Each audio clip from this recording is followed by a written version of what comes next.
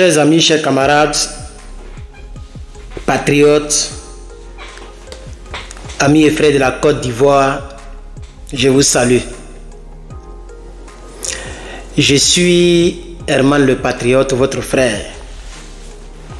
Et aujourd'hui, j'aimerais encore une fois de plus me prononcer sur un détail très important du débat qui a donc eu lieu entre M. Charles Blé Goudé, donc le plus nul des hommes politiques en Côte d'Ivoire, et les autres donc sur le plateau.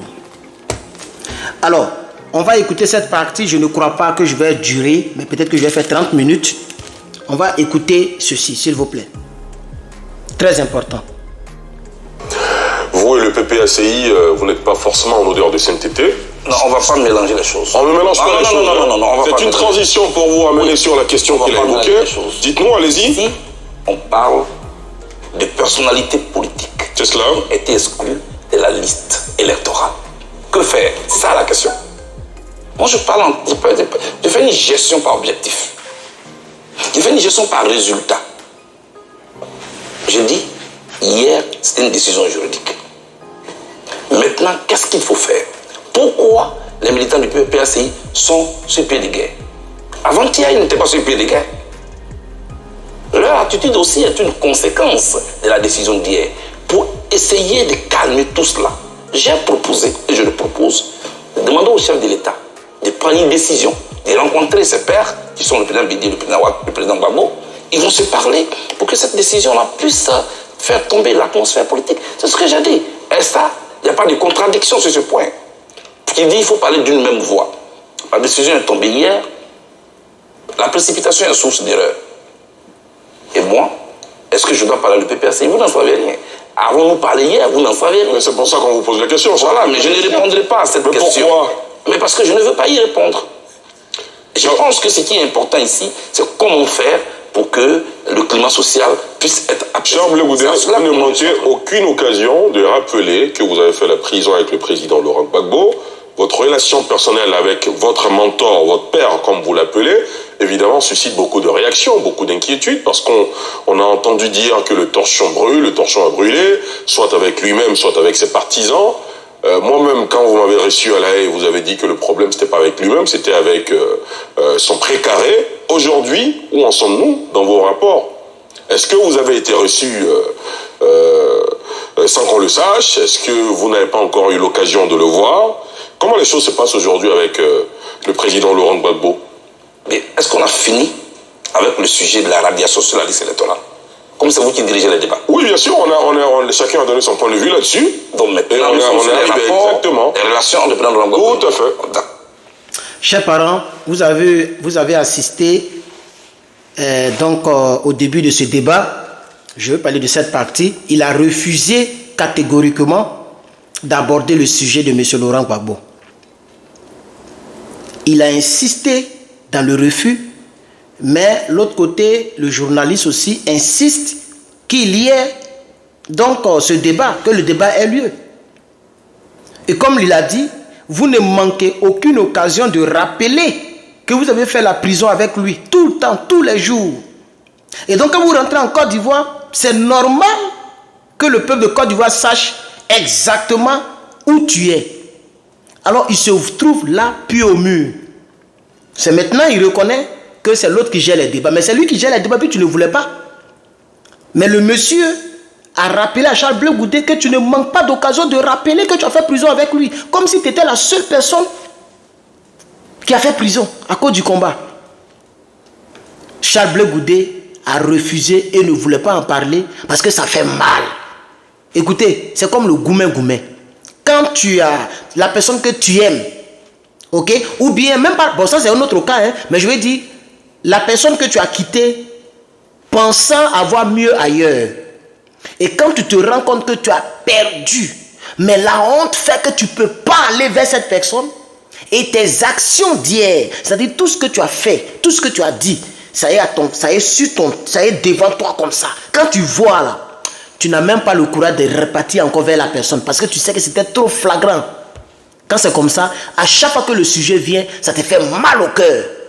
Vous avez vu comment il a refusé, comment il a insisté dans le refus. Mais c'est parce que le journaliste a utilisé une technique qui le met plus au mur. Et tout le monde le regarde. Donc ça fait honte de fuir ce débat. Donc il a compris que là, tout ce que je peux faire pour que les cœurs des uns et des autres soient touchés, c'est de demander pardon. Parce que là, c'est chaud. Parce qu'il a perdu. Il a perdu, et je l'ai dit dans l'émission Herman face au débat, il a perdu du côté de Gbagbo Laurent, qui lui a donné toute sa bénédiction, que les gens vont rappeler, mais je ne vais pas y arriver jusqu'à ce que les autres parlent. Je vais simplement donner mon point de vue. Il a perdu aussi du côté RDR, parce que lui, il pensait que en trahissant les jeunes patriotes, en trahissant le peuple de Côte d'Ivoire, en trahissant ses propres convictions et ses propres discours d'hier, il ne peut même plus dire rebelle. Il dit les armes nous ont tués, on nous a fait la guerre. Qui a fait la guerre, on ne sait pas. Il ne réclame plus la dent de la panthère, les dents de la panthère. Qui a mangé les dents de la panthère? C'est une question à laquelle il faut répondre. Lui-même, il participe à ce que le thermomètre soit cassé. Au lieu de soigner la fièvre. Attends, la fièvre de la Côte d'Ivoire, ce n'est pas une paix qu'on cherche dans une période de paix. Ça, ce n'est pas quelqu'un qui veut soigner le problème. Quelqu'un cherche une paix dans un pays en paix. C'est pourquoi je dis que est-ce qu'il n'est pas fou, j'ai appelé ça la tautologie. Vous voyez? Donc Charles Blé Goudé, ici, le pardon qu'il a demandé, ce n'était pas quelque chose qu'il a mûri. Si c'était quelque chose qu'il avait mûri, il n'allait même pas arriver à... Nous sommes à 1h16 sur une vidéo qui fait 1h37. Et après insistance du journaliste, c'est là il demande pardon. C'est un pardon foutaise. Mais Gbagbo Laurent va le comprendre très bien. J'ai vu des commentaires du genre, non, c'est bien. Sur la page 1, quand j'ai mis la capture d'écran et puis j'ai mis le test de son pardon. Les gens ont mis, j'ai regardé, j'ai commencé à redire, voilà, les voici encore. Les voici encore les Ivoiriens qui ne voient jamais rien. Le monsieur était dos au mur. Il n'avait pas le choix de demander pardon. Et quelqu'un qui demande pardon, plus loin, vous allez entendre, les gars disent, mais... Et concernant le COJEP, il dit, moi, je ne vais pas dissoudre le COJEP. Je ne vais jamais dissoudre le COJEP. Mais les problèmes ont commencé lorsque tu as refusé de soutenir ton père. Et puis aussi, tu l'as honni avec le problème de ta femme. Donc, moi, je ne crois pas, mais je vous dis même le pardon de Guillaume Soro est mieux que le pardon de lui là. Quoique, c'est toujours dans un contexte bizarre que les gens demandent pardon. Par exemple, Guillaume Soro, il passait, hein, les journalistes le filmaient, il passait. Et les gens ont insisté. Pour dire, Guillaume, il dit, ah, je savais. Est-ce que vous vous rappelez bien de la vidéo? Il a dit, je savais que vous alliez me poser les questions. Et il sourit, et après il est devenu serein. Et puis il a fait un discours, et il a profité pour demander pardon. Et son pardon, c'est même pardon comme celui pour ce crâneux, ce monsieur au crâne lisse là. C'est le même type, c'est le même procédé. Hein. Qu'est-ce qu'ils font? Ils demandent pardon en voilant ce pourquoi ils demandent pardon. Lui, il a voilé. Il dit, sans même chercher à savoir ce que j'ai fait, je ne cherche même pas à avoir raison, ni à savoir ce que j'ai fait, je demande pardon. Non. Le pardon, et c'est ce que j'ai reproché à Dame Simone et Yves Capable. Et c'est ce que je te reproche, et c'est ce que je reproche à Guillaume Soro. Guillaume Soro demande pardon pourquoi? Jusqu'à présent, on ne sait pas. En tout cas, moi, je ne sais pas. Parce qu'il n'a jamais dit, je demande pardon parce que j'ai tué les Ivoiriens. Ça, il ne l'a jamais dit. Il est toujours fier de sa rébellion. Même depuis l'exil, il a magnifié la rébellion. Il a même donné le mot grec du mot rébellion qui est rébellio. Et il a dit que c'est une noblesse de faire une rébellion. Une rébellion a des valeurs intrinsèques. C'est comme ça Guillaume Soro. Et même lors de son anniversaire, il a cité encore son Victor Hugo en soutenant encore ce qu'il a toujours soutenu. Il n'a pas changé. Donc c'était un pardon circonstanciel juste pour se faire voir et pour toucher les sensibilités des personnes qui ne savent pas faire la part des choses. Nous, on sait faire la part des choses. Vous comprenez? Ça a été pareil pour Mme Simone et Yves Capable. Comme elle sait qu'en politique, il n'y a plus rien et que c'est difficile sur elle et que Gbagbo Laurent lui a tourné le dos définitivement jusqu'à ce que la mort les sépare, même si elle ne veut pas divorcer, Gbagbo Laurent n'est plus prêt à être dans une même chambre avec cette dame-là. C'est ça qui est la vérité. Parce qu'il y a des choses que j'entends, que peut-être que vous avez déjà entendu quand on nous parle ici par là, mais je n'ai pas envie d'en parler pour l'instant. Mais un jour, on va en parler. Très important, concernant Simone Capable. Donc c'est la même chose, Blé Goudé, chers parents. Ne vous laissez pas. Pourquoi vous êtes trop... Pourquoi l'Ivoirien, je ne parle pas des Côte d'Ivoiriens, l'Ivoirien veut se jouer le plus gentil en Afrique, le plus gentil dans le monde. Non, c'est déjà bon, il a demandé pardon, on n'a qu'à laisser. Hey! Le vrai problème, ce n'est pas des pardons circonstanciels. C'était même pas prévu. S'il lui avait demandé pardon, il prend quelqu'un qui va aller voir Gbagbo Laurent pour pleurer en bas de lui. Olivier Le Mola lui a dit ça. J'ai même posté le test d'Olivier Le Mola sur cette chaîne YouTube. Voici le test, voici ce que Olivier Le Monarque a dit. Je ne voulais pas que la vidéo soit longue, mais je veux tellement bien construire mon point de vue là-dessus. Ok? Et je vais aller sur... Je pense que je vais trouver Herman parle politique. Je vais descendre dans la communauté, là où je poste les trucs là. Je vais descendre, vraiment descendre. Et pendant ce temps, on va écouter Blé Goudé. Cette question m'a été posée à plusieurs reprises. Absolument. Tout à l'heure, on parlait des questions électorales. On parlait des crises en Côte d'Ivoire. On parlait des problèmes qui concernent les Ivoiriens. Là où me ramener maintenant sur un problème de personne. Moi, je suis gêné, mais je vais couper court à ça aujourd'hui. C'est moi qui ai dit que le président Laurent Gbagbo est mon père. Et là, les Ivoiriens nous écoutent. Et tous. Moi, beaucoup de murmures me sont parvenus aux oreilles, me disant, de manière répétitive, que le président Gbagbo n'est pas content de moi. Sur ce plateau, sans même chercher à savoir ce que j'ai fait, moi je lui demande pardon. Un enfant ne cherche pas à avoir raison de son père. Je ne cherche même pas à savoir ce que j'ai fait. Quelqu'un avec qui j'ai fait la prison. J'ai traversé... Je trouve pas... toutes ces difficultés. Voilà, j'ai retrouvé. J'ai retrouvé maintenant la partie. Voici Olivier Le Monarque ici, avec Blé Goudé. Et il a fait un post. J'ai mis le post ici. Il dit, Charles, virgule, prends tes parents de Guy Bérois. Ça c'est un mois, on dit ça fait one month ago. Donc un mois en arrière, avant son fameux vilain pardon là. Il dit, Olivier dit, prends tes parents de Guy Bérois. Et il faut aussi prendre ceux de Tagwa de ta mère. Donc Guy Bérois, les parents de Guy Bérois de ton père. Et ceux de Tagwa de ta mère. Allez à Mama et commencez à rouler par terre. Comme s'il s'agissait des funérailles pour demander pardon à Gbagbo Laurent. Point. Final. C'est comme ça en Afrique. On demande pardon. On ne demande pas pardon de manière circonstancielle. Mais moi, ma tante m'a élevé. Un jour, je suis quitté quelque part, il ne sait pas ce que j'avais fait. Elle a mis tous mes affaires dehors. Tous mes affaires traînent dehors comme ça. Je suis allé prendre, il y avait un monsieur Djoula, pas un jeune Djoula, un vieux Djoula qui était là. Je suis allé prendre pour dire, il faut aller demander pardon à ma tante. Je ne sais pas ce qu'elle fait vraiment, mais peut-être qu'elle a entendu des choses. Et je ne vous dirai pas la suite. Mais il est parti demander pardon. Avec mes bagages dans sa main. Pas dans ma main. Lui-même, le vieux, il a pris mes bagages. Quand c'est comme ça, il ne peut plus jeter. Et puis il est parti demander pardon. Et puis il a dit qu'il peut rentrer. Elle a dit qu'il peut rentrer. Et le monsieur, le vieux, a dit, tu peux partir. Elle dit, tu peux partir, il n'y a pas de problème. Et je suis rentré et j'ai réitéré le pardon de ma bouche. Donc en Afrique, là, c'est comme ça. Ce n'est pas de manière circonstancielle. Vous devez le comprendre, chers parents. Olivier Le Monarque lui a donné, il ne va pas me dire qu'il n'y a pas les vidéos. Il regarde toutes les vidéos, même moi-même, il regarde mes vidéos. Chaque vidéo que vous voyez là, c'est un truand. C'est pas comme quelqu'un qui est tellement leader qui n'a pas de téléphone comme Gbagbo Laurent. Il est toujours sur YouTube, Facebook. Il voit tout ce que nous faisons. Chers parents, c'est un pardon comme ça à l'improviste. On ne demande pas pardon à l'improviste.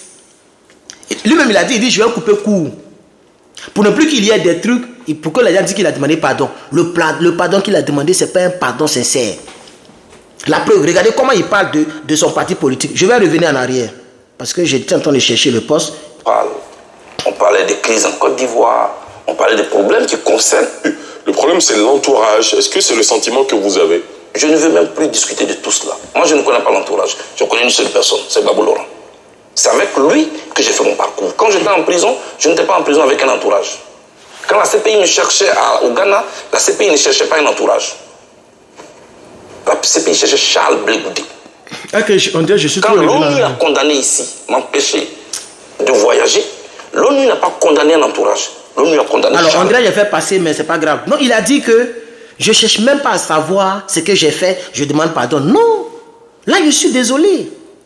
Quand tu demandes pardon, il faut avoir le courage de donner les causes, les raisons, ce que tu as fait.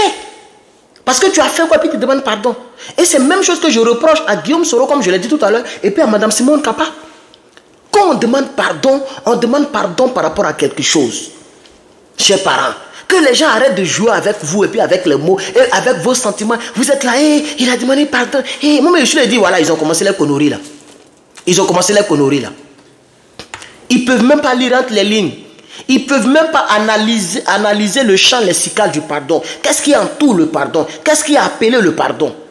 C'est vers la fin du débat, après insistance du journaliste qui va demander pardon. Vous êtes sérieux? Si Bleu, vous devez demander pardon dès la première minute. Dès que la présentation, ils ont fait une présentation au départ, tout ça là. Dès la première minute, quand on lui donne la parole, il dit avant de commencer, j'ai un problème avec un monsieur. Donc je ne veux pas commencer, je ne veux rien commencer, si vous me le permettez, avant de demander pardon à ce monsieur. Parce que j'attendais l'occasion. Je sais que les Ivoiriens m'écoutent. Et donc c'est toi-même, c'est lui-même qui devait envoyer le débat. Et il devait même commencer par là. Mais il devait même, normalement, c'est pas comme ça, il doit demander pardon. Mais si les portes étaient vraiment fermées, comme il le dit, et qu'il ne peut pas aller par ses parades de Gagnoa, Guibera, comme l'a dit le frère le monarque, c'est lui-même qui aurait dû faire appel à cette notion de pardon, demander pardon à Gbagbo. Mais quand le gars insiste pour couper court, et lui-même il a dit, il dit je vais couper court aujourd'hui, je demande pardon. Quel que soit ce que j'ai fait, je ne cherche même pas à savoir ce que j'ai fait. Non. Bleu Goudé, tu as dit de Gbagbo Laurent pendant qu'il est en train de se reconstituer politiquement, tu dis voici des gens qui viennent nous diriger. Tu l'as dit, hein? Ma femme n'est pas un objet. Ma femme n'est pas un objet électoral, un peu électoral. On n'utilise pas ma femme pour ce genre de choses-là. On ne mélange pas ma femme avec les choses. Et les femmes des autres qui ont été tuées. Quand tu mobilisais là. Les gens ont eu aussi des femmes qui ont été tuées. Ta fille est vivante, non? Mais les filles des autres ont été violées, tuées, égorgées. À Abidjan, tout ce que tu appelais dans les rues là, beaucoup ont été tués, Blé Goudé. Mais c'est une histoire de politique. Donc tu savais que Gbagbo était ton père. Et puis, tu l'as empêché d'envoyer ta femme. Et puis tu nous dis que tu ne cherches même pas à savoir ce que tu as fait. C'est une manière de dire que lui, il n'a rien fait. Et qu'il demande pardon parce que Gbagbo est vieux que lui. Gbagbo, c'est un vieux. Donc il faut que c'est le petit qui doit demander pardon. Donc il demande pardon. Non, ça ne marche pas comme ça. Les pro-moutons, les pro-ado-moutons, ou bien les pro-blé-moutons, ils peuvent comprendre comme ça. Mais moi, je comprends ça autrement. Tu ne peux pas m'avoir. Tu ne peux pas nous... Non, on n'est pas sot. On n'est pas dupe, Blé Goudé. Tu as fait des choses qui ont poussé Gbagbo Laurent dans son retranchement.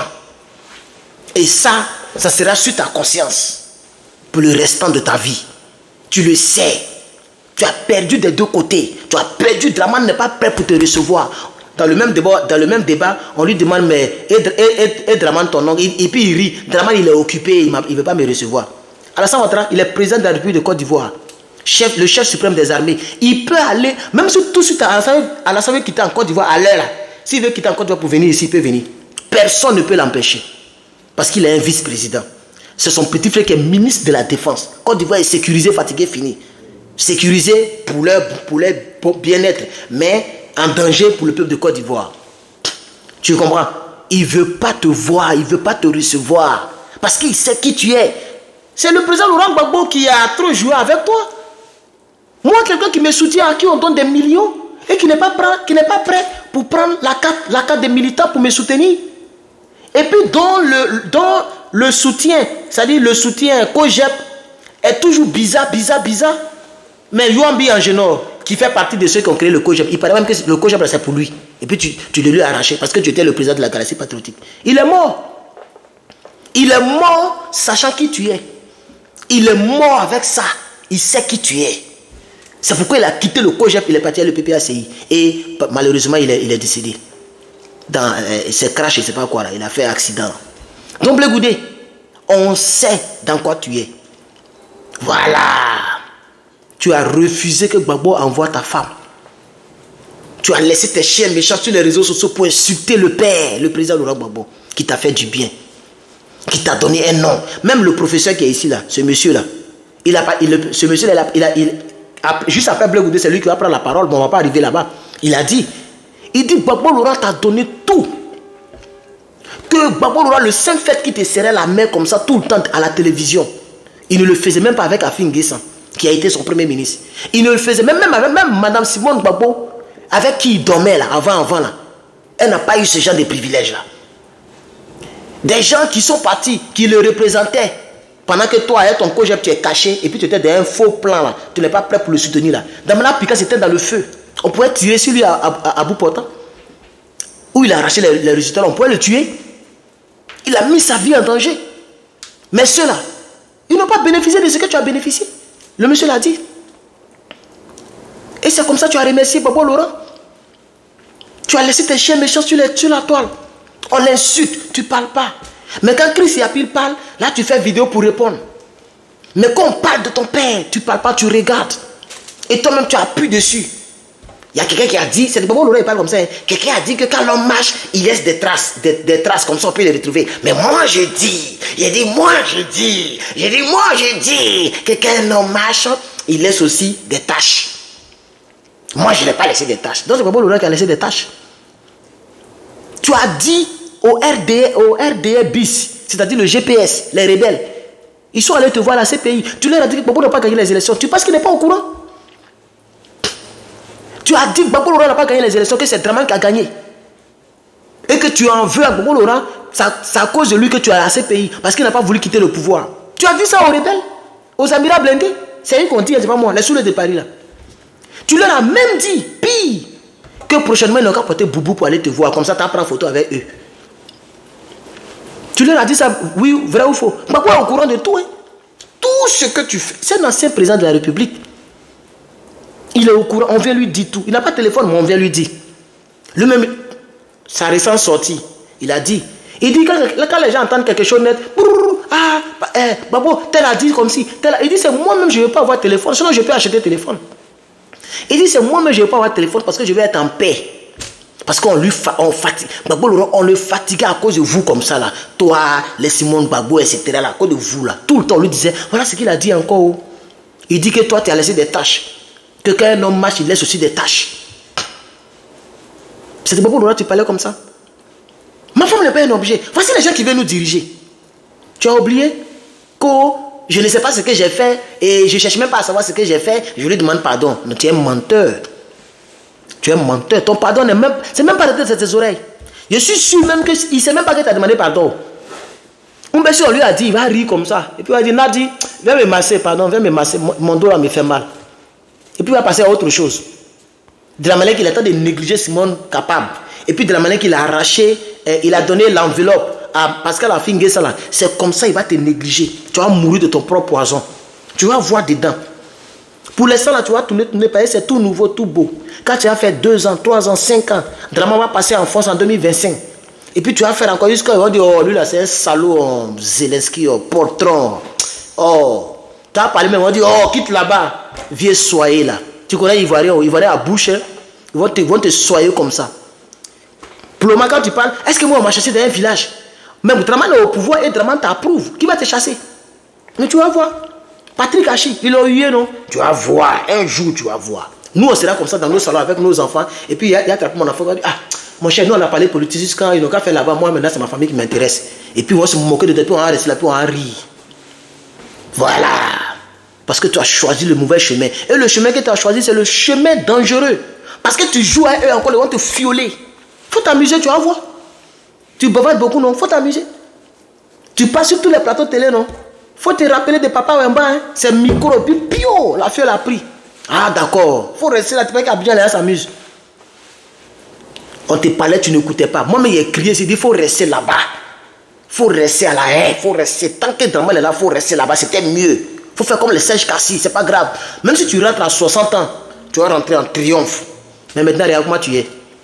Tu es zéro comme ça. Tu pèses même pas. Voilà Banga Arthur. On ne sait pas c'est quoi là. Arthur, il t'a dit les bains. Tu peux même pas gagner 15%. Si tu es garçon que tu as le couille, il faut aller. Il faut dire comme ils ont dit ça là. Tu peux lancer des défis comme ça hein, à tous ceux. Moi, j'ai fait partie de ceux qui pensent comme ça. Lui-même, il a donné 15%. Moi, il dit, Draman en Côte d'Ivoire, et puis toi, tu vas avoir plus de 15%. Où ça? C'est 3% qu'ils vont te donner pour ton nid encore pour mettre dessus. Parce que Draman là, il t'entretient, non? Mais un jour, il va te laisser, il te soulève et puis il te laisse. Il faut demander à Soro Guillaume. C'est ça, Draman Ouattara. Gbagbo Laurent avait toujours raison. Hein. Vous me combattez pour quelqu'un que vous ne connaissez pas. Déjà, tu demandes pardon. Mais ça a énervé ton oncle. Hein. Ça a l'énervé. Il va les 20 ans là, ça y est en haut comme ça. À chaque fois que tu parles comme ça, il va faire comme ça. Jusqu'à il va mettre sur ta tête. Du coup, Maka, t'as Nimik Maka ici, 20 ans. Il faut rester là, il faut jouer avec lui. Il ne faut pas bien le soutenir. Il faut rester là. Non, la commission est indépendante, elle n'est pas libre, elle n'est pas transparente. Il faut les énerver. Il faut les énerver. Hein. Ils vont te faire ça par derrière bien. Il faut te mener à Soro Guillaume. Demain, Ouattara, il t'envoie comme ça en haut. Quand tu es en haut là-bas, là, et puis tu te joues le dur, là, il te laisse. Et puis bouche, tu as fermé ça. Il faut te mener à Soro Guillaume. Ah, d'accord. Donc, chers amis, j'avais dit que... Attends, je vais voir si ça continue. J'étais empêché de voyager. J'étais au Ghana. J'étais en clandestinité. Mais c'était pour qui? C'est pour le président Gbagbo. Ah non. Faire tout ça. Non, c'est pas pour le président Gbagbo Laurent. Avant, tu nous as trompés comme ça. Mais maintenant, là, tu ne peux plus nous tromper. Toutes les souffrances que tu as connues, tu étais un mercenaire. Donc un mercenaire, la mission peut réussir, la mission ne peut pas réussir. Quand on t'a acheté, on t'a payé pour faire la mission, tu dois la faire. Mais là, les obstacles qui sont là-bas, là, c'est le risque du métier. Voilà, c'est pourquoi tu n'as jamais pris la carte de militant du FPI. Parce que tu étais un mercenaire. Tu as trompé le vieux, tu as trompé le peuple de Côte d'Ivoire, tu as trompé les jeunes patriotes, tu t'es fait de l'argent, les stations d'essence ont poussé. Jusqu'à un moment donné, tu avais les valises d'argent, tout ça. Oh, tu étais un mercenaire. Et tu avais déjà calculé sur plusieurs années. Mais tu as oublié qu'il y a le karma qui est là. Le karma n'a pas encore commencé. Tu as demandé pardon. C'est-à-dire tu as bavé comme ça dans ton pardon. Tous les jours, tu as demandé pardon à Gbagbo Laurent. Tu as traîné comme ça. Gbagbo, il va regarder ailleurs. Parce que ce que tu as fait à ce monsieur-là, on ne fait pas ça. Ce monsieur-là, lui là, il ne mérite pas ce que tu lui as fait. Ce que tu as fait à ce vieux-là, on ne fait pas ça. Tout le monde pouvait faire du mal à Gbagbo Laurent sauf toi. Tout le monde pouvait faire. Aujourd'hui, moi, je parle pour Gbagbo Laurent et toi, tu es adversaire de Gbagbo Laurent. Mais c'est incroyable. C'est incroyable. Toi, Blé Goudé, tu es adversaire de Gbagbo Laurent. Pour ne pas dire ennemi, mais tu es adversaire de Gbagbo Laurent. Il faut le dire. Puisque tu es un parti politique. Lui aussi, il est un parti politique. Donc vous êtes adversaire. Qu'est-ce qui vous a rapproché? Parce que tu es bêté? Non. C'est en politique. Tu baillais bien sur le terrain. Le peuple de Côte d'Ivoire était en Djaï, lui aussi te donnait le Djaï, il te donnait l'argent, et puis tu travaillais pour lui sur le terrain. Donc tu étais un mercenaire. C'est tout. Donc quand vous êtes séparés en politique, tu vois, c'est fini. Vous êtes séparés. Définitivement.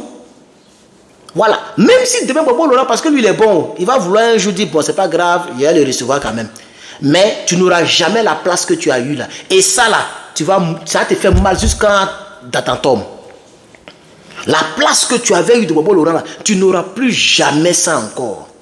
Tu ne pourras plus jamais avoir cette place-là dans son cœur. C'est fini. Il t'a découvert. Et la bénédiction, elle va laisser ça à quelqu'un. Soit Domina Picasse, soit quelqu'un de son choix. Et puis toi, tu vas errer comme ça. Tu vas tourner comme ça. Et puis un bon matin, c'est fini pour toi. C'est comme ça va se passer. Parce que ce que tu as fait à ce monsieur-là, on ne fait pas ça à quelqu'un. Il ne faut pas mentir aux gens pour dire que j'ai fait prison. Tout ça, c'est à cause de Gbagbo Laurent. Il ne faut pas mentir. C'est pas à cause de Gbagbo Laurent. Si c'était à cause de Gbagbo Laurent, là, quand tu es sorti de là-bas, là, tu es sorti de l'autre côté, là, tu devais venir le soutenir. Si c'était à cause de Gbagbo Laurent que tu as fait toutes ces prisons, que tu dis que tu as souffert là, quand tu quittes là-bas, là, tu viens soutenir le Père pour confirmer tes sacrifices. Tu as compris? Voilà. Sinon, la foi sans les œuvres, là, c'est une foi morte. Voilà. Donc, les sacrifices que tu dis que tu as fait là, tu devais venir confirmer. Tu n'as pas confirmé. Tu l'as combattu. Tu as même dit concernant la désobéissance civile. Tu as traité, tu dis moi je ne suis pas dans les conneries là. Tu l'as dit ou pas? Tu dis moi c'est pourquoi moi je n'ai pas participé à les bêtises là.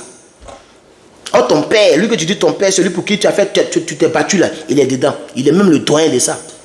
Mais tu t'es moqué d'eux. Tu as refusé de participer à la désobéissance civile. Voilà, donc tu es un traître. Tu as trahi Gbagbo Laurent, tu as trahi la nation, il ne faut pas mentir. On va terminer rapidement. Et rentrer en conflit avec lui. M. Delassouba, je lui demande pardon si je l'ai choqué. Ah, vous voyez? Oui. Je lui demande pardon si je l'ai choqué. Ça veut dire il fait comme s'il ne sait même pas qu'il a choqué. Quand quelqu'un dit si je t'ai fait du mal, le pardon n'est jamais sincère. Même quand tu demandes pardon à Dieu, ah Seigneur, il te demande pardon pour tout ce que j'aurais dû faire. Dieu même, il n'écoute même pas. Voilà. Si quelqu'un te demande pardon comme ça, la personne t'a pas bien demandé pardon. On ne demande pas pardon, c'est moi, il doit encore fouiller. C'est que tu as venu demander pardon, pourquoi? Si c'est moi, il doit fouiller ce que tu as fait. Si je l'ai choqué, je demande pardon. Non, non, non, non, non, non. Tu sais ce que tu as fait et j'ai cité quelques-uns. Tu sais ce que tu as fait. Blé Goudé, tu sais ce que tu as fait.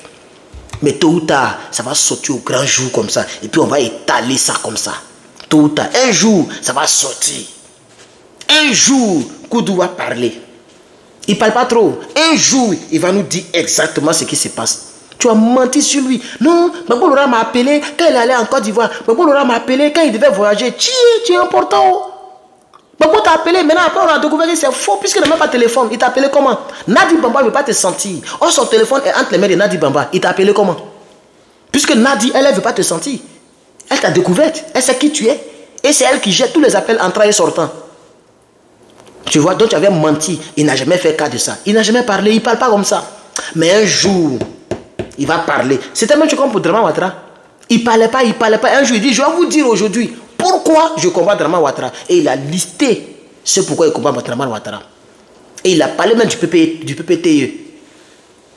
Il dit, vous les voyez, ils sont en train de faire tout ça là. C'est à cause de PPTE, c'est pour ça qu'ils sont en train de courir. Et exactement, ils ont bénéficié de ça. C'est eux qui ont pris la hand de PPTE. Donc bref, chers parents, voici un peu ce que je voulais dire. Je ne vais pas aller plus loin parce que ça fait déjà 30 minutes. Je voulais quand même donner mon point de vue sur le fameux et triste, misérable, pardon, de cet énergumène que j'ai appelé Portron Zelensky de Guy Bérois, M. Charles Blé Goudé, le nul, les nuls en politique.